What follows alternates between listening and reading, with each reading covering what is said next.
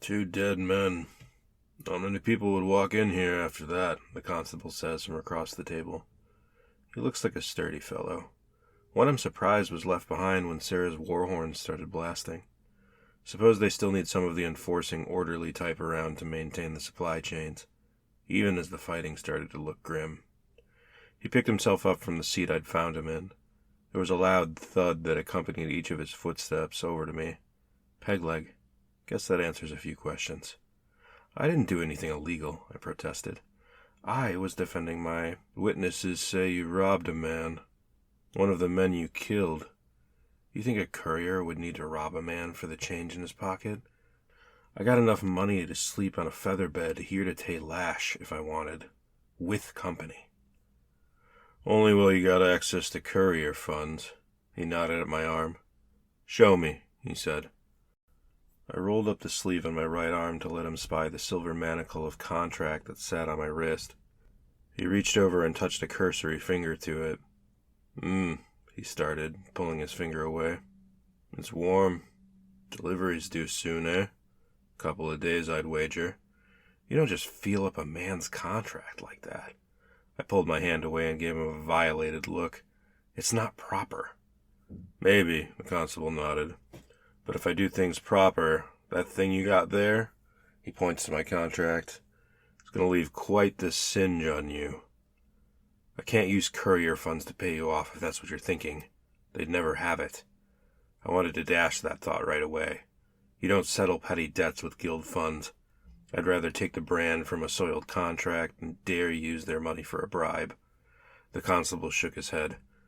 I simply want you to apply your trade. I looked at him with this quiet sternness.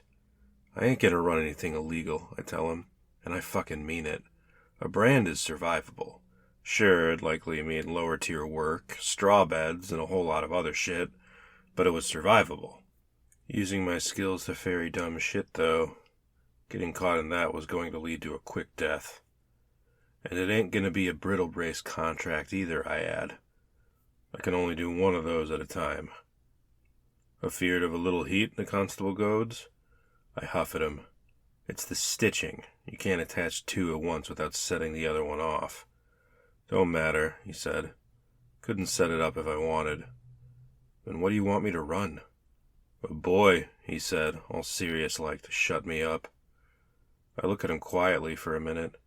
It worked. I was shut up. You ain't fucking serious. He's just a quiet stare. Atem is holy fuck, he's serious. Whose fucking kid? Mine. I shake my head. He's trying to pawn off his whelp. You know where we're headed, right? I'm sure you've heard by now that the load is bound for the dunes. You ain't gonna want your boy out there. The constable pounds his fist on the table and makes another stare. Then he picks up and moves past my seat, shutting the door, and sighs after the echo of the slam has faded. He walks with little thumps of his peg leg back over to me and lays his ass on the table. I'm just sitting in my chair looking up at him. This city's going down, he said. I squint at him. He's convinced Sarah is going to lose the war, and a short time thereafter, the Leshan army is going to sweep through here and clear this place out. This kid, he's going to die if he's here for that. So your idea of safer than here is on a trip to the front lines? My idea of safer is on a courier's cart. Leshan don't have no quarrel with the guild. I wouldn't be too harnessed on that idea. Well, then maybe his last days will be spent on feather beds instead of here in the barn. Constable sounds all somber now. Why would the Leshan care to kill this kid? You ever see the Leshan deal in victory? I shake my head. All the emissaries the guild had sent into Leshy hadn't given any word back, so we stopped sending them. Ain't no one in power survives, nor their kin. Now he don't sound somber.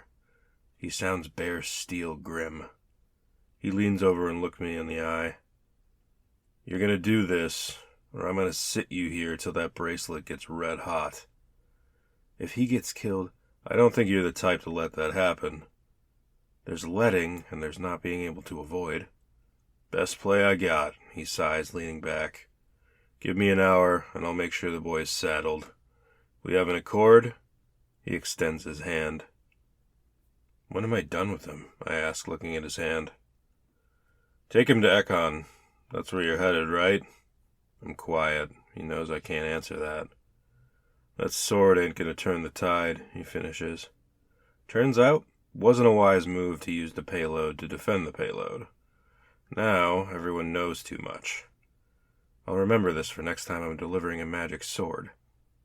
I don't really care for the Saren, but I admit I'm pulling for them over the Leshen.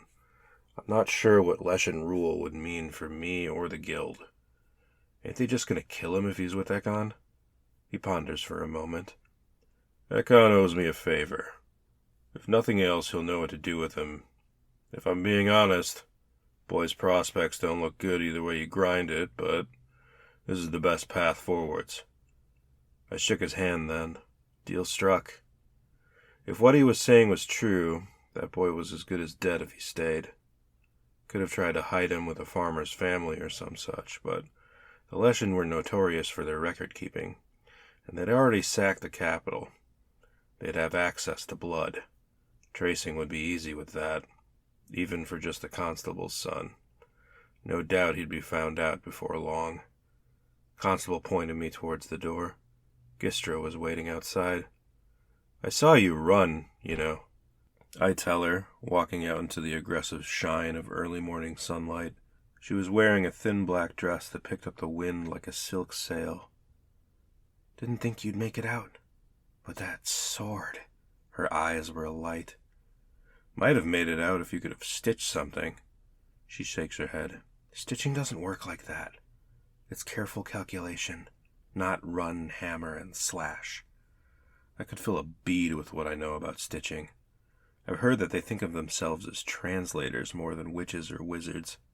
Doesn't make any sense to me. Have you thought about a name? She asks. I give her a quizzical look. You wet it with its first blood. You have to name it. It's not my fucking sword. Take the brand, Gistra says. She better be joking. That thing makes a man worth around 4 other men tops. It's powerful, but in battle it would paint the biggest target on you. If I wanted to get killed, maybe I'd use the thing. I brush her off and move to unhitch Slow and Stupid from their post outside the constable's quarters. I begin to lead them in a slow walk away from the place towards where we'd been lodging. The road is tight and dusty. Hasn't been a rain through here in too long. Not only a war, but soon a drought to worry about. Gistra follows in tandem, suggesting names for the blade. Bloodshard. Death's Widow. Bad Luck is like a play on mirrors breaking. We arrive at the inn a few hundred suggestions later that gets worse with each edition. I look around. Things are pretty calm at this hour. I was going to sleep on the road, but I don't see that happening now that we're going to have a kid in tow. I wasn't even sure how old the poor lad was. Should have asked. Could be that I'll have a screaming infant with me as I try to slip past the Leshen. I brush by the innkeep and head up a creaky set of wooden stairs to a room. Gistra follows. Go to your own spot. I'm trying to get an hour's worth of rest. You just killed 2 men half a sun ago, and you're thinking of rest? I stare daggers at her, but then a question pops into my head. What can you tell me about that sword? It's obviously some sort of stitch work, right? I was thinking about that, she admits. It looks like it's made out of lightning glass. I raise my eyebrow at her. When lightning strikes sand, it heats it into glass. Though, how they managed to get it precise enough to form a sword, I can only guess at. It would make sense that that would be a strong base for a stitch. A lot of energy involved in that process. The stitch what makes it so rigid? She shrugs. It's a lot more complicated than anything I've ever done. This piques my interest. What's the most complicated thing you've done? She paused, deliberating what she should reveal. Then she brings her hand forward and presents a ring with a shimmering emerald fastened to a dark black band. This is the ring of a mistress. It was a gift to her that got her consort found out by us promised. It is a fiery passion, in equal parts love and lust, affection and hate. A treasure thrown away like trash. So what's it do? The things I designed it to do. I roll my eyes. Always the secrecy with Stitchers. They're worse than the Guild. It's strange, though. Icon is supposed to have a similar ring that would free me from my brace. There's a knock at the door. We don't want it, I say. Man's here for ya, the innkeep says from behind the door. I don't like the sound of her voice. Sounds a bit alarmed. Who? The constable? I rise and open the door to her puckered face. Looks a little spooked. She shakes her head. One of Reich's friends. I sigh. These things have a tendency to get out of hand. I would have loved to have gone by now, but legal matters needed to be addressed. Tell him I ain't interested. He said to give you this. She hands me something.